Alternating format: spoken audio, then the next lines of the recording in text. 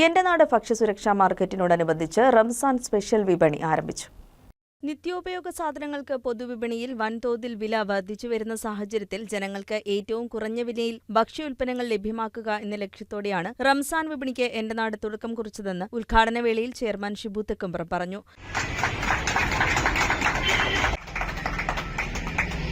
ഏറ്റവും ഗുണമേന്മയുള്ള ഭക്ഷ്യ ഉൽപ്പന്നങ്ങൾ ഏറ്റവും വിലക്കുറവിൽ ലഭ്യമാക്കുക എന്ന ലക്ഷ്യത്തോടു കൂടിയാണ് ഈ റംസാൻ വിപണി നമ്മൾ ഇവിടെ തുറക്കം കുറിക്കുന്നത്.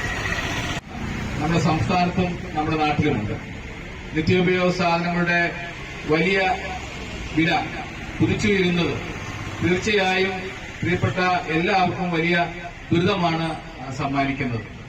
അതുകൊണ്ട് തന്നെ എന്റെ നാട് ജനകീയ കൂട്ടായ്മ നിരവധി പരിപാടികളും പദ്ധതികളുമായി മുന്നോട്ട് പോകുമ്പോൾ ഏറ്റവും കൂടുതൽ പ്രാധാന്യം കൊടുക്കുന്നത് ഭക്ഷ്യസുരക്ഷയ്ക്കാണ്.